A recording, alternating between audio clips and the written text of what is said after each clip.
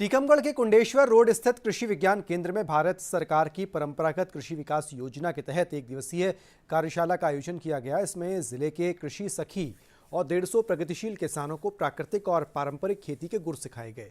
कृषि वैज्ञानिकों ने किसानों को जैविक उर्वरक तैयार करने और रासायनिक मुक्त खेती अपनाने का प्रशिक्षण दिया। उन्होंने बताया कि परंपरागत खेती से लागत में कमी आएगी, साथ ही रासायनिक उर्वरकों पर निर्भरता घटेगी। इसके अलावा जैविक तरीके से उगाई गई फसलों को बाजार में बेहतर मूल्य भी मिलता है। कार्यक्रम का आयोजन उप संचालक किसान कल्याण और कृषि विकास विभाग द्वारा किया गया।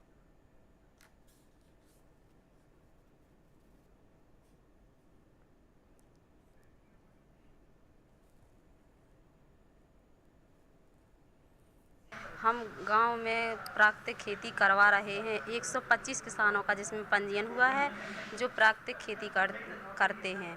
जिसमें प्राकृतिक खेती करने से यह लाभ है कि इसमें लागत कम होती है और इसमें रासायनिक खाद का प्रयोग नहीं किया जाता है और इससे बीमारियां कम होती हैं। ट्रेनिंग में यही समझा रहे हैं कि मतलब प्राकृतिक खेती से जो फसल होती है वो खाने से बीमारियां नहीं होती हैं और जो रासायनिक लोग करते हैं तो उससे बीमारियां बढ़ रही हैं। इसलिए प्राकृतिक खेती ही करवाएं और प्राकृतिक खाएं।